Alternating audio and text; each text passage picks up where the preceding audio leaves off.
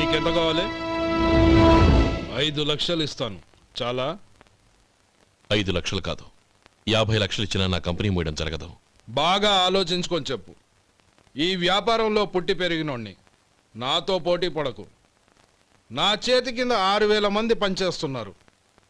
ఆంధ్ర మొత్తం నాకు బ్రాంచులు ఉన్నాయి. నేనే మార్కెటింగ్ చేయలేకపోతున్నాను.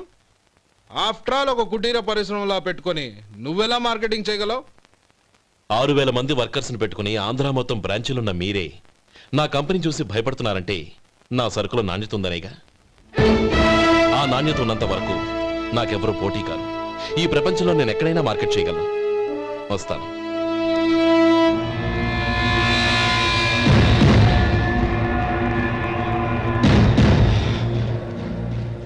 ఇక్కడ ఏం లేదండి. ఇక్కడ ఏం లేదండి.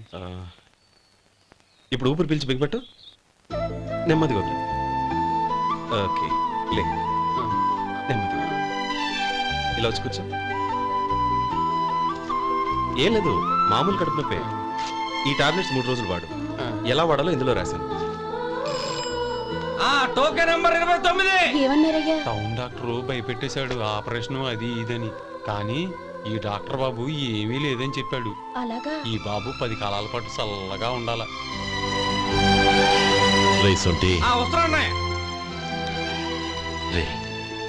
భగవంతుడి దయ వల్ల తమ్ముడు హస్తవాసి మంచిదని అప్పుడే పేరొచ్చిందిరా.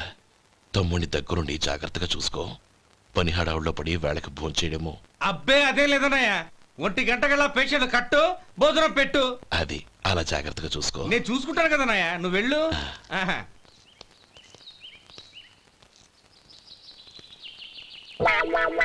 అయ్యో, ఏంటయ్యా ఉంటున్నాడా ఈ దెబ్బలు? ఏదైనా యాక్సిడెంటా? అదేం కాదండి. మరి గోరు కొరికినందుకు ఎలక్ట్రిక్ స్తంభానికి కట్టేసి ఇలా రక్తం వచ్చేలా కొట్టారండి. ఊరు కొరికినందుకు ఎలక్ట్రిక్ స్తంభానికి కట్టేసి ఇంతలా కొడతారా? వాళ్ళతో మనుషులా రాక్షసులా? చాలా థ్యాంక్స్ అండి. కనీసం మీరైనా అర్థం చేసుకున్నారు. వాళ్ళు అర్థం చేసుకోలేదండి.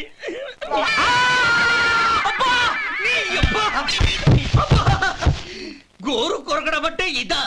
నిన్ను కొట్టడం కాదురా, నిలువురా నరికేయాలి. అబ్బా సెప్టిక్ అవుతుందో ఏమిటో. మన 2 ఊర్ల పొలిమేరలో ఉన్న ఈ మల్లికార్జున స్వామి వారి దేవాలయం జీర్ణదశలో ఉందన్న విషయం మీ అందరికీ తెలుసు. ఇన్నాళ్ళు మీ ఊరు వాళ్ళు పట్టించుకుంటారని మా ఊరి వాళ్ళు, మా ఊరి వాళ్ళు పట్టించుకుంటారని మీ ఊరి వాళ్ళు దీన్ని ఇలా వదిలేశారు. ఈ గుడి మీ ఊరికి ఎంత ముఖ్యమో మా ఊరికి అంతే ముఖ్యం. కాబట్టి మన ఇరుగ్రామ ప్రజలు కలిసి దాన్ని బాగు చేయించి కుంభాభిషేకం చేయించాలనే సదుద్దేశంతో ఒక కమిటీని ఏర్పాటు చేశాం. ఈ కమిటీలో 2 గ్రామాలకు సంబంధించిన ప్రముఖులు ఉన్నారు. కమిటీ ప్రెసిడెంట్గా ఎవరిని ఎన్నుకోవాలనే విషయంలో శ్రీ గోపాలరావు గారి పేరు, శ్రీ లక్ష్మీపతి గారి పేరు పరిశీలనలోకి వచ్చాయి. అందువలన మేమందరం బాగా ఆలోచించి తర్జన భర్జనలు చేసిన మీదట శ్రీ గోపాలరావు గారే అన్ని విధాలా ప్రెసిడెంట్ పదవికి అర్హులని ఈ కమిటీ నిర్ణయించడం జరిగింది.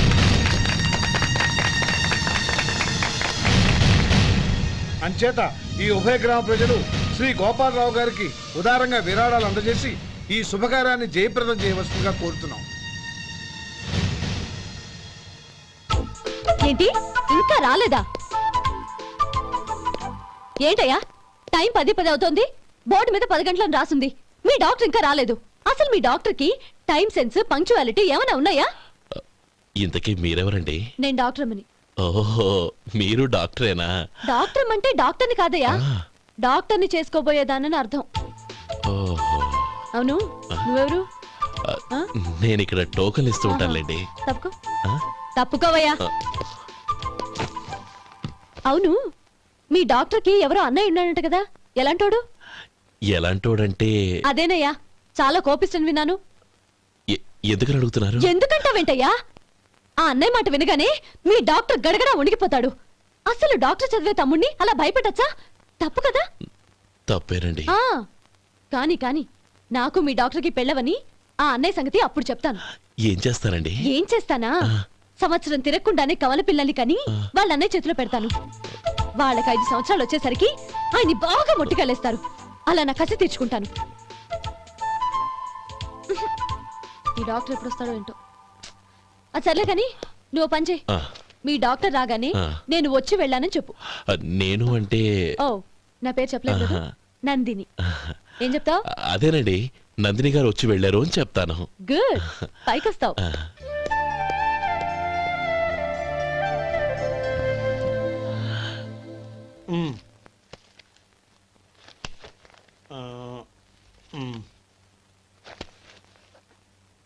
దీంతో మొత్తం 4,98,200 అయ్యాయి. పోతే నువ్వు ఇచ్చినంత ఇవ్వలేకపోయినా ఈ దైవకార్యానికి నా వంతు చందా 1800. దీంతో మొత్తం 5 లక్షలు పూర్తయ్యాయి. సరేరా, నేను ఈ డబ్బు తీసుకుని పట్నం వెళ్ళి బ్యాంక్లో వేసి వస్తాను. అలాగే, నేను నీతో వద్దాం అనుకున్నాను రా, అనుకోకుండా సాయంత్రం ఇన్స్పెక్షన్ వచ్చింది. పర్వాలేదులే, వెళ్ళొస్తాను.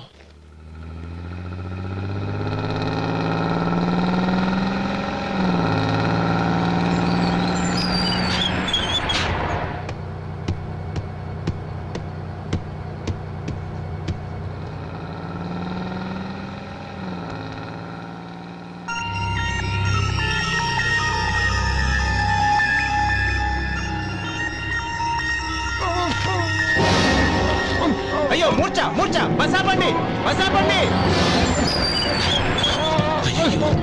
ఇదిగోండి తాళం చేతులు గుర్తి, ఈ తాళాలు చేతిలో పెట్టండి. వీటి వల్ల ప్రయోజనం లేదు.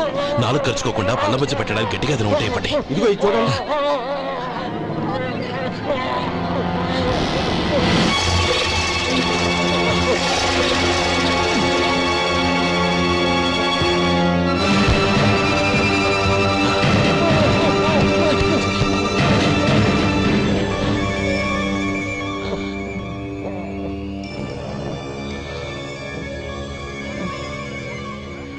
మీరు వెళ్ళి మీ సీట్లో కూర్చోండి, కొంచెం గాలాన్నివ్వండి.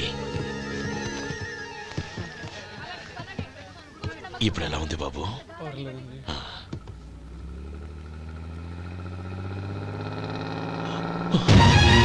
నా బ్యాగ్, నా బ్యాగ్ ఎవరైనా చూసారా? అందులో 5 లక్షలు ఉన్నాయి. నా బ్యాగ్ వెంటనే బస్ ఆపండి. ఎవరిని కింద దిగవద్దు, అందరినీ చెక్ చేయండి. నా అంచనా తప్పు కాలేదు. వాడి మంచితనమే వాడిని దెబ్బకొట్టింది. మన వాళ్ళని పంపించి గుడి తాలూకు డబ్బు కొట్టేశాడని పోలీస్ కంప్లైంట్ ఇవ్వండి. ఇప్పుడు ఆ స్టేషన్లో ఎస్ఐ వాడి తమ్ముడే. వాడే వెళ్ళి వాడి అన్నయ్యని అరెస్ట్ చేసి వీధుల్లో నడిపించుకు తీసుకురావాలి. అది నేను కళ్ళారా చూడాలి, మనసారా సంతోషించాలి.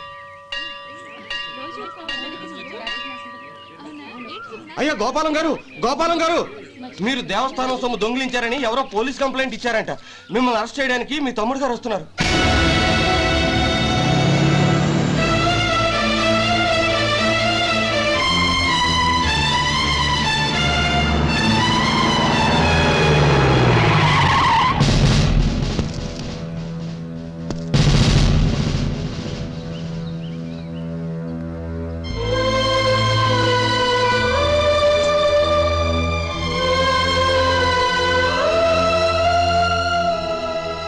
చూడు గోపి, ఎప్పుడు నువ్వు ఉద్యోగంలో చేరావో అప్పుడే తనా పరా అనే తేడా మర్చిపోవాలి.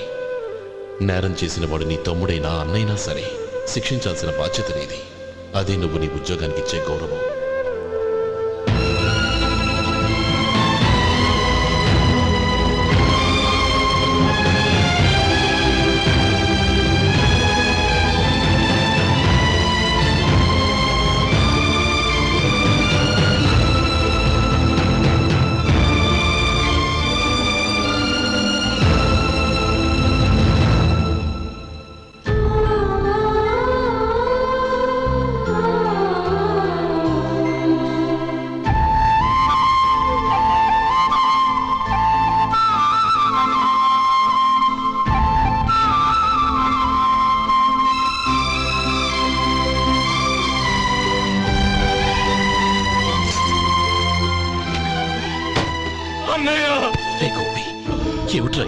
నన్ను క్షమించన్నయ్య.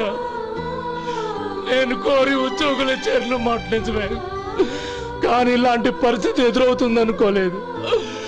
నా ఒంట్లో ప్రతి రక్త పట్టు నీ భిక్షానన్నయ్య.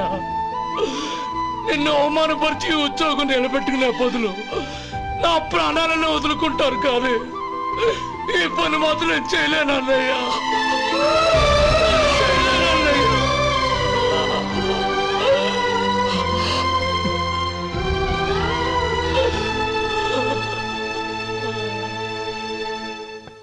ఏరా, ఇన్నేళ్లు కష్టపడి సంపాదించిన ఉద్యోగానికి రాజీనామా చేస్తావా? కనీసం నీ పెళ్ళాం ఏమనుకుంటుందోనని ఆలోచించావా? ఇందులో అనుకోవడానికి ఏముంది మామగారు? ఎండనక వాననక కష్టపడి ఓ తండ్రి కంటే ఎక్కువగా ఈయన్ని పెంచి పెద్ద చేశారు బావగారు. అలాంటి దేవుణ్ణి అరెస్ట్ చేసే ఆ ఉద్యోగం ఈయనకు అవసరం లేదు. బాగుంది. అన్నకు తగ్గ తమ్ముడు, తమ్ముడికి తగ్గ పెళ్ళాం. సరే, మీ ఇష్టం. నానమ్మ, అన్నయ్యడి. నమస్కారం అండి. ఓ నువ్వా? రా కూర్చో. పర్వాలేదండి. ఏంటి ఇలా వచ్చావు? ఆ రోజు నా కంపెనీని మూసేయమన్నారు. ఇప్పుడు నేను మూసేయడానికి సిద్ధంగా ఉన్నాను. దానికి ప్రతిఫలంగా నాకు 5 లక్షలు కావాలి. అలాగే, నీకు కావాల్సిన 5 లక్షలు నేను ఇస్తాను. చాలా థ్యాంక్స్ అండి. కానీ మీరు మీ కంపెనీని మూసేయక్కర్లేదు. సార్? అవును మిస్టర్ మధు, మీ అన్నగారికి జరిగిన అన్యాయం గురించి తెలుసుకున్నాను. మీ కుటుంబం గురించి కూడా విన్నాను. సహజంగా అందరూ ఐకమత్యానికి ఉదాహరణ రామలక్ష్మణులు అంటారు. కానీ ఆ రామలక్ష్మణులు ఎలా ఉంటారనేది పుస్తకాల్లో చదవడం తప్ప ఎవ్వరూ చూడలేదు. మీ అన్నదమ్ములను చూస్తే ఆ రామలక్ష్మణులు ఇలాగే ఉండేవారేమో అనిపిస్తుంది. అలాంటి కుటుంబానికి ఇలాంటి ఇబ్బంది రావడం నిజంగా దురదృష్టం. రామునికి హనుమంతుల్లా కాకపోయినా ఏదో ఉడతా భక్తిగా నా వల్ల వీలైన సహాయం ఈ 5 లక్షలు తీసుకో. మీ కంపెనీ పేరు మీదే అన్ని సరుకులు తయారు చేయండి. నేను వాటిని ప్రపంచమంతా మార్కెటింగ్ చేస్తాను. సార్, మీ రుణం ఉంచుకోను, తొందరలోనే తీర్చేస్తాను. స్నేహితుల మధ్య రుణాలేంటి మధు? We are friends.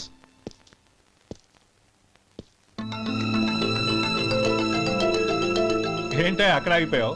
రా. నువ్వు మీ అన్నయ్యని అరెస్ట్ చేయడానికి అట్టెళ్ళావు, ఆయన లొంగిపోవడానికి ఇటు వచ్చారు. అవును, యూనిఫామ్ చేత్తో పట్టుకొచ్చావేంటి?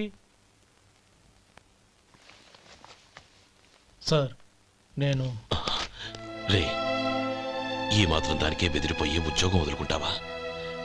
నువ్వు ఇలాంటివి ఎన్నో సమర్థవంతంగా ఎదుర్కోవాలి. నిన్ను నేను ఎస్పీగా చూడాలి. అది కాదన్నయ్య. ఇంకేం మాట్లాడకు.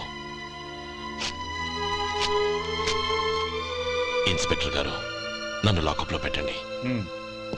ఆగండి సార్, ఆ డబ్బు ఎక్కడికి పోలేదు. నేనే తీసి జాగ్రత్త చేశాను. ఈ విషయం అన్నయ్యకి తెలియక బ్యాగులో డబ్బు కనబడకపోవడంతో అది పోయిందనుకున్నాడు. నే పట్నం నుంచి వచ్చేసరికి జరిగిన గొడవంతా తెలిసిందే. రే మధు, జరిగిన దానికి నన్ను క్షమించనయ్యా. ఇంటికి వెళ్ళాక అన్ని వివరంగా చెప్తాను. సార్, ఇదిగోండి 5 లక్షలు. ఇది కమిటీ వాళ్ళకి అప్పగించి ఈ కేసు కొట్టేయండి సార్. భలే వాడివయ్యా, తీసినప్పుడు ఒక మాట ఆయనతో చెప్పుండొచ్చుగా. అనవసరంగా పెద్ద ఆయన స్టేషన్ వరకు రప్పించావు. Sorry sir. అన్నయ్య, మీరింటికి వెళ్ళండి, నేను లెక్క అప్ప చెప్పేసి వస్తానండి. అలాగే. ఎలా దెబ్బ కొట్టాలన్నా కుదరటం లేదు.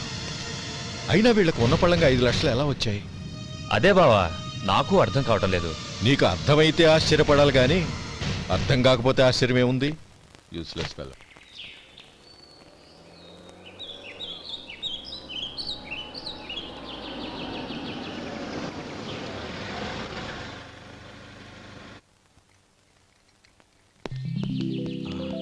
నువ్వు ఇక్కడే ఉండు. అన్నయ్య మూడు ఎలా ఉందో చూసి నేను లోపలికి తీసుకెళ్తాను. ఓకే? అలాగే.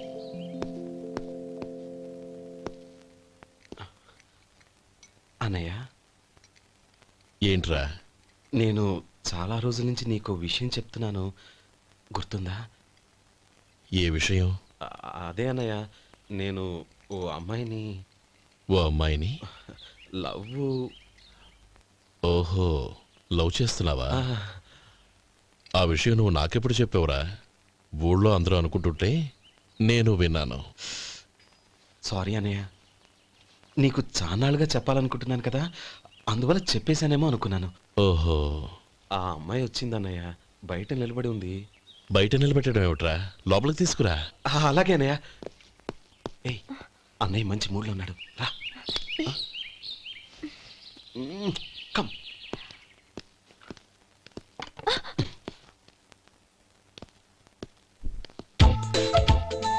ఎందుకంటావేంటయ్యా? ఆ అన్నయ్య మాట వినగానే మీ డాక్టర్ గడగడ వణికిపోతాడు. అసలు డాక్టర్ చదివే తమ్ముడిని అలా భయపెట్టచ్చా? తప్పు కదా? తప్పేనండి. నమస్కారం. అదేంట్రా, మనిషో పక్కనుంటే నమస్కారం ఇంకో పక్కన ఉంది? అది మర్యాద అన్నయ్య, మర్యాద. ఆహా, అవును, నీ పేరేంటమ్మా? నందిని. ఆ నందిని. నందిని అన్నయ్య. ఏ ఆ ముక్క తను చెప్పలేదా? పెద్దలంటే మహాగౌరవం అన్నయ్య. మేమిద్దరం ఇంత క్లోజ్ ఫ్రెండ్స్ కదా, ఆయన నాతో కూడా ఎక్కువ మాట్లాడదు. ఓహో కదా. నాకు మీ డాక్టర్కి పెళ్ళవని, అప్పుడు అన్నయ్య సంగతి చెప్తాను. ఏం చేస్తానండి? ఏం చేస్తానా? సంవత్సరం తిరగకుండానే కవల పిల్లల్ని కని వాళ్ళ అన్నయ్య చేతిలో పెడతాను. వాళ్ళకి 5 సంవత్సరాలు వచ్చేసరికి ఆయన్ని బాగా ముట్టిగలేస్తారు. అవును, అమ్మాయి మోహం చూడకుండా నిర్ణయం ఎలా తీసుకోనరా? తలెత్తు.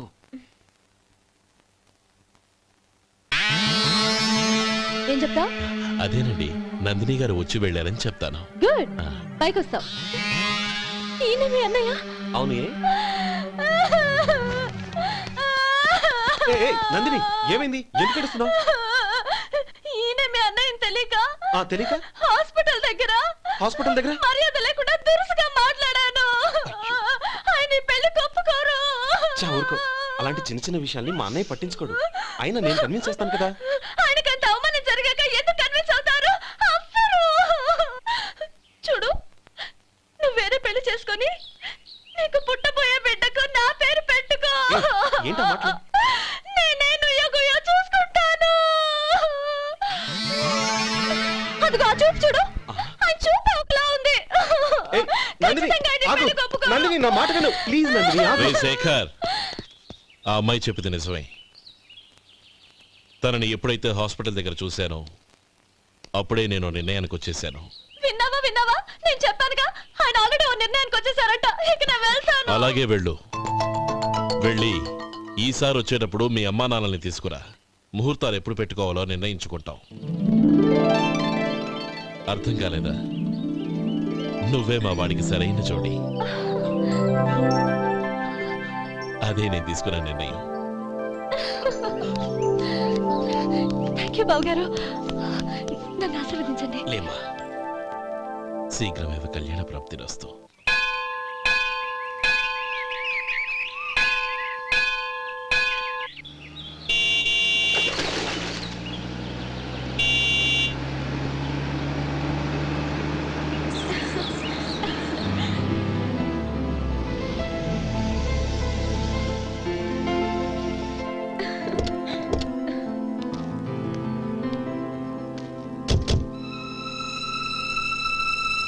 రామా,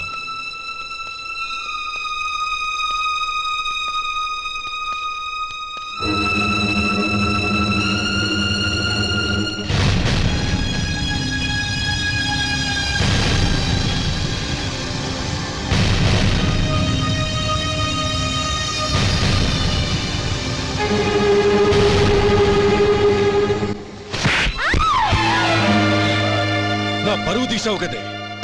ఒక బిచ్చగాడిని నువ్వు కోరుకున్న వాడికి ఇచ్చి చేసేవాడిని. కానీ నువ్వు ఎవరిని ప్రేమించావో తెలుసా? ఎవడి నీడ సోకితే పంచమహాపాతకాలు అంటుకుంటాయనుకుంటున్నానో వాడి తమ్ముణ్ణి. ఆ రోజు ఆ గోపాలం గాడు నిశ్చితార్థం వరకు వచ్చి నా చెల్లెల్ని చేసుకోనని వెళ్ళిపోయాడు.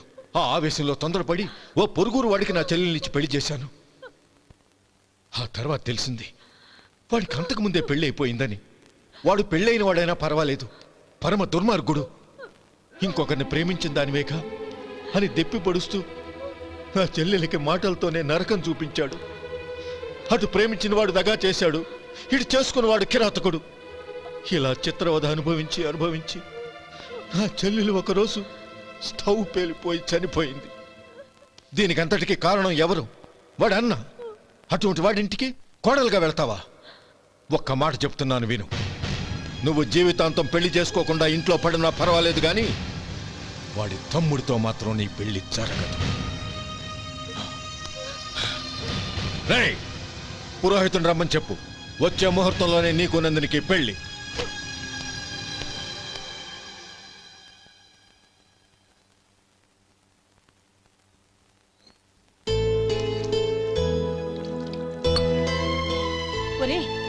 అదేంట్రా, ఒక ముద్దైనా తినకుండా చేయగడిగేశావు? నాకు ఆకలి కాలేదు నానమ్మ.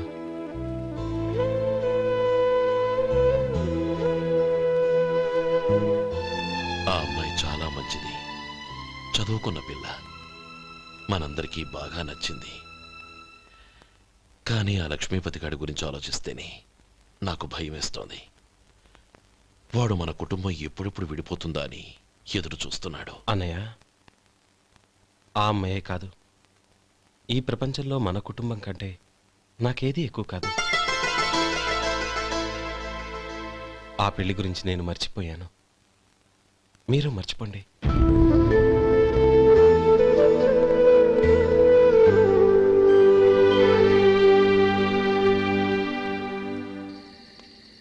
శేఖర్, నువ్వా?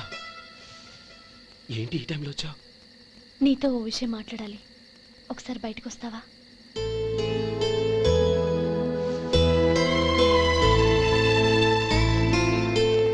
ఏంటి సూట్ కేసుతో వచ్చావు? శేఖర్, మా నాన్న నాకు వేరే పెళ్లి చేయాలని చూస్తున్నాడు. అందుకే నేను నిర్ణయానికి వచ్చాను. మన ఇద్దరం ఎక్కడికైనా పారిపోదాం. చూడు నందిని, ఈ టైంలో నిన్ను నన్ను మా అన్నయ్య చూశాడంటే బాగోదు. నువ్వు వెళ్ళిపో. అన్నయ్య అన్నయ్య అన్నయ్య, ఎప్పుడు మీ అన్నయ్య మాటేనా? నీకు నేను ముఖ్యమా, మీ అన్నయ్య ముఖ్యమా? నాకు మా అన్నయ్య ముఖ్యం. శేఖర్, నీ గుండెల మీద చేయి వేసుకొని చెప్పు, నన్ను మర్చిపోయిన సుఖంగా ఉండగలవా? అది నాకు తెలియదు, కానీ మా అన్నయ్యకు తలవంపులు తెచ్చి ఖచ్చితంగా నేను మనశ్శాంతితో ఉండలేను. నా పరిస్థితి అర్థం చేసుకో. దయచేసి మీ నాన్న చూసిన సంబంధం చేసుకుని సుఖంగా ఉంటుంది. చాలా టైం అయింది, ఇంకా బయలుదేరు. నన్ను క్షమించు.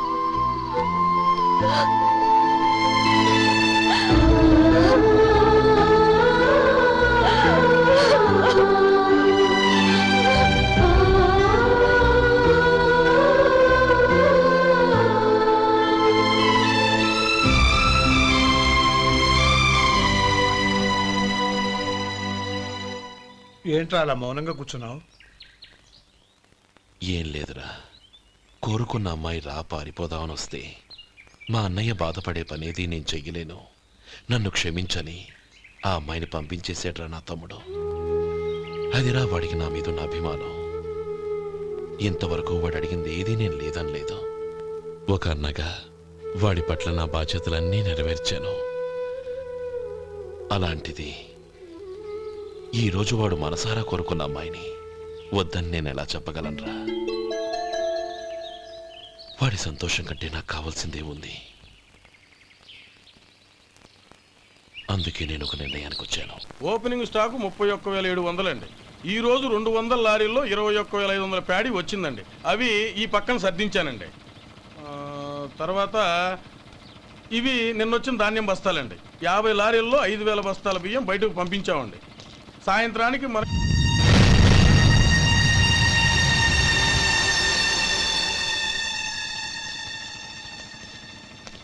వీడెందుకు వచ్చాడు ఇక్కడికి? నమస్కారం. ఎందుకు వచ్చాడో అడుగు. నీ సహాయం అర్థించొచ్చాను.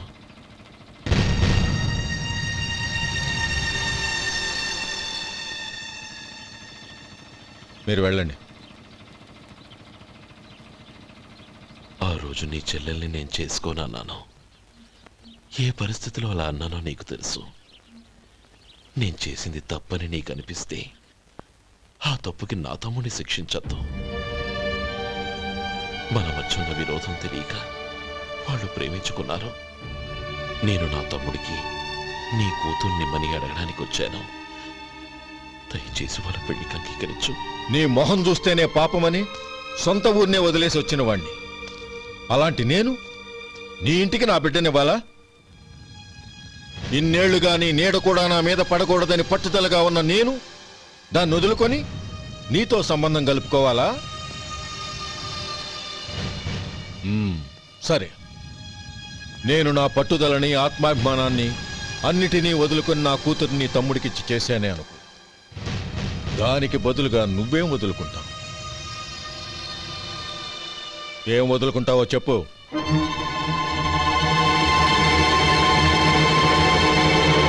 నీ ప్రాణాలు వదులుకుంటావా? అలాగే. నీ ప్రాణం వదిలితే నాకేంట్రా లాభం? నువ్వు దేని మీదైతే ప్రాణాలు పెట్టుకున్నావో దాన్ని వదిలే. నీ తమ్ముళ్ళ మీదగా నువ్వు ప్రాణాలు పెట్టుకున్నావు, ఆ తమ్ముళ్లను వదిలే. అన్న అనే బంధానికి నువ్వు నీళ్లు వదిలేయాలి. ఎప్పుడు నీ తమ్ముడు నా కూతురి మెళ్ళలో తాళి కడతాడో అప్పుడే నీకు నీ తమ్ముళ్లకు ఉన్న అనుబంధం తెగిపోవాలి. నీ తమ్ముడు నా కూతురి మెళ్ళలో తాళి కట్టడానికి ముందే నువ్వు శాశ్వతంగా ఈ ఊరొదిలి వెళ్ళిపోవాలి. వీటన్నిటికీ నువ్వు అంగీకరిస్తేనే ఈ పెళ్లికి నేను అంగీకరిస్తాను.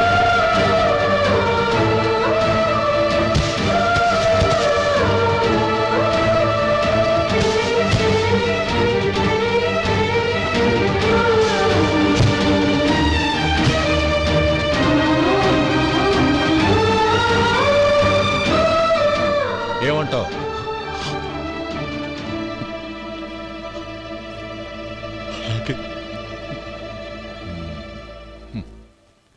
ప్రమాణం చేయి.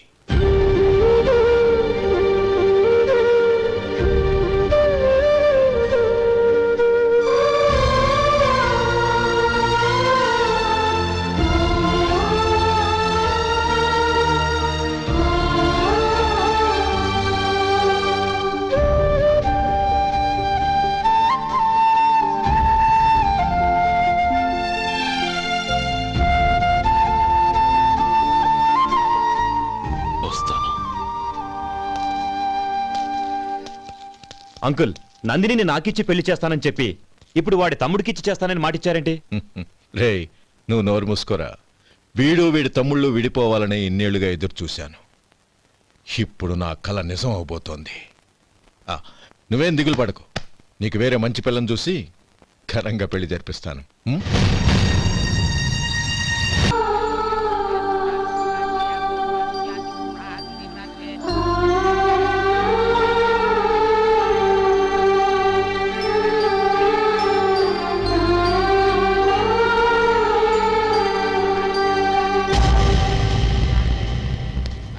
రే గోపాలం, రే రే, మమ్మల్ని అందరినీ వదిలేసి వెళ్ళిపోతున్నావురా?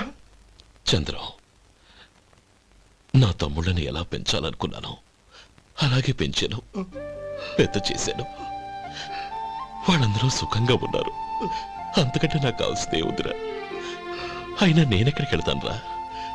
వాళ్ళ ఆనందంలో ఐకమత్యంలో నేను ఎప్పుడు ఉంటాను. రే, ఎడకు. ఎవరైనా చూస్తే బాగోదు. కళ్ళు తుడుచుకో, లోపలికెట్టావు.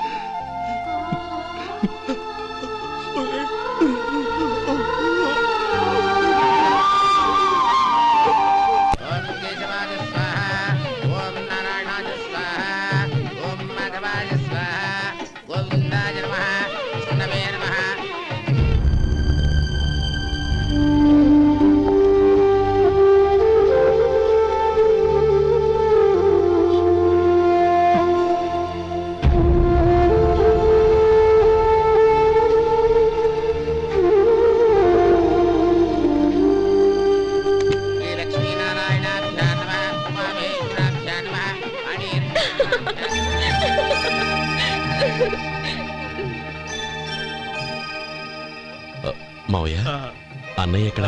పని మీద బయటికి వెళ్ళాడు, వచ్చేస్తాడు. ఓహో, అలాగా. నమస్కారం, రండి రండి.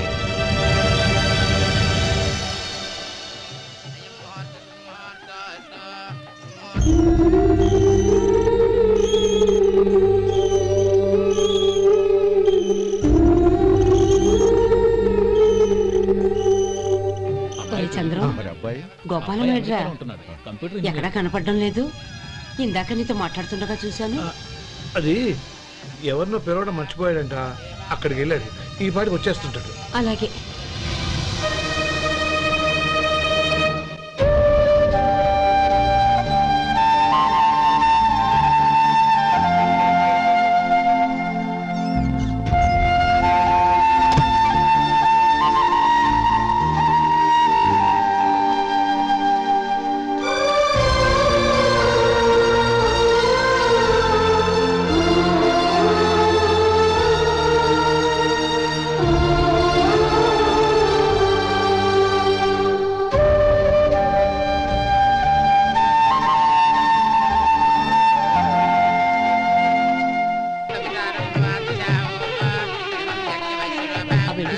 కూర్చోబెట్టి తాళం వేసిరా. అలాగే.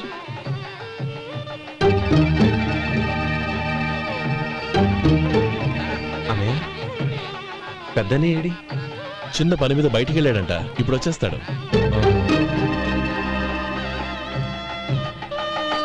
భజంత్రీలు భజంత్రీలు బాబు తాడిబొట్టు అందుకోండి. ఆపండి.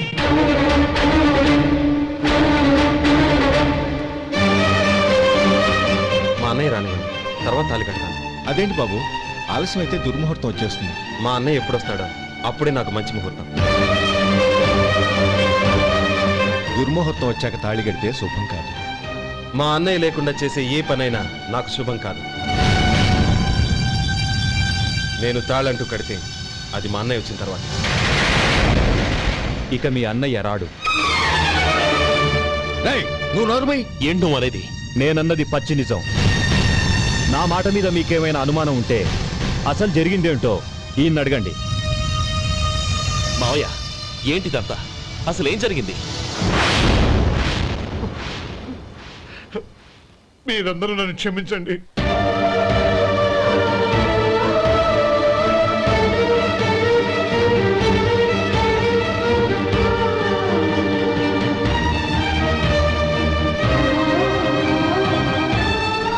ఇది బాబు జరిగింది.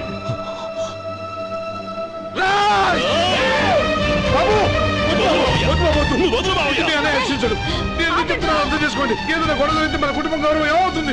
నా మాట వినండి. ఎంత ఘోరం చేసావు నాన్న. అన్నగారు లేకుండా ఆయనకి జీవితం లేదు, ఆయన లేకుండా నా బతుకి అర్థం లేదు. మా పెళ్లి పేరుతో ఆ దేవుణ్ణి ఎలా శిక్షించడానికి అసలు నీకు మనసు ఎలా వచ్చింది? అది కాదమ్మా. అంతకంటే నాకు ఇంత విషయం ఇచ్చి చంపడొచ్చుగా.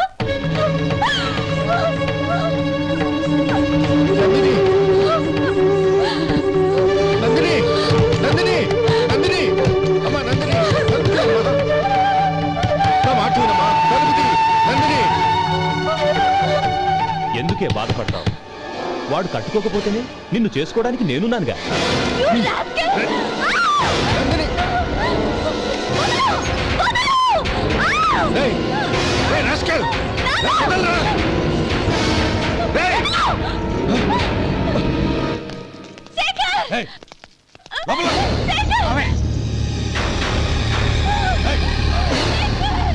బాబు, బాబు, నా మేనల్ని నా బిడ్డను ఎత్తుకుపోతున్నాడు. నా జీవితం నాశనం అయిపోతుంది. మీకు దండం పెడతాను, దాన్ని కాపాడండి. చిచి, నీలాంటి వాడికి పుట్టిన దాంతో మాకేమిటి సంబంధం? ఎవరిని కాపాడాల్సిన అవసరం మాకు లేదు. ఒరేయ్ శేఖర్, తప్పురా. ఎప్పుడైతే అమ్మాయి నీతో పెళ్లి పీటల మీద కూర్చుందో అప్పుడే మన ఇంటి గొడవలేనట్టు లెక్క. అవునండి, ఒక ఆడపిల్లని కాపాడలేకపోయామని బావగారికి తెలిస్తే మనల్ని క్షమించరు. నానమ్మ వీళ్ళని తీసుకుని ఇంటికి వెళ్ళు. శేఖర్, గోపి మీరెళ్ళి అన్నయ్య వెతకండి. నందిని విషయం నేను చూసుకుంటాను. వాడు ఎక్కడికి తీసుకెళ్ళి ఉంటాడు?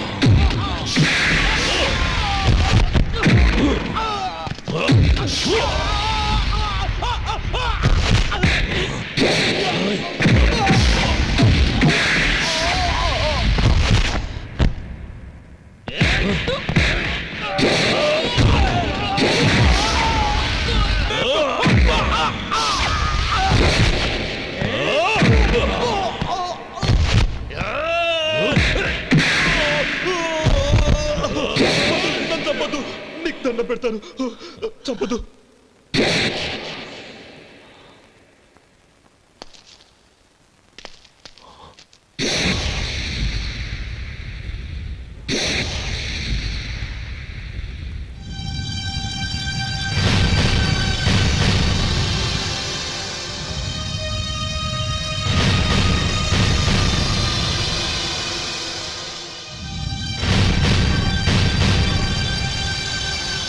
నన్ను క్షమించు లక్ష్మీపతి. ఏ పెళ్లి జరగాలని నేను ఊరు వదిలి వెళ్ళిపోతాం అనుకున్నాను. ఆ పెళ్లి ఆగిపోతుందని తెలిసి ఆగలేక వచ్చాను. నేను వెళ్ళిపోతాను. అయ్యా, ఏమిటిది? లే. నన్ను క్షమించు గోపాలం. ఆ శ్రీరామచంద్రుడు తండ్రి కోరిక మీద అడవులకు వెళ్ళాడు. కానీ తమ్ముళ్ళ క్షేమం కోసం ఊరొదిలి వెళ్తానన్న నువ్వు ఆ రామచంద్రుడి కంటే గొప్పవాడివి. ఏమిట్రా ఇది? గతంలో జరిగిన దాన్ని మనసులో పెట్టుకుని మూర్ఖంగా ప్రవర్తించాను. నా తప్పును క్షమించి నా కూతుర్ని నీ ఇంటి కోడలిగా చేసుకుంటావు కదూ?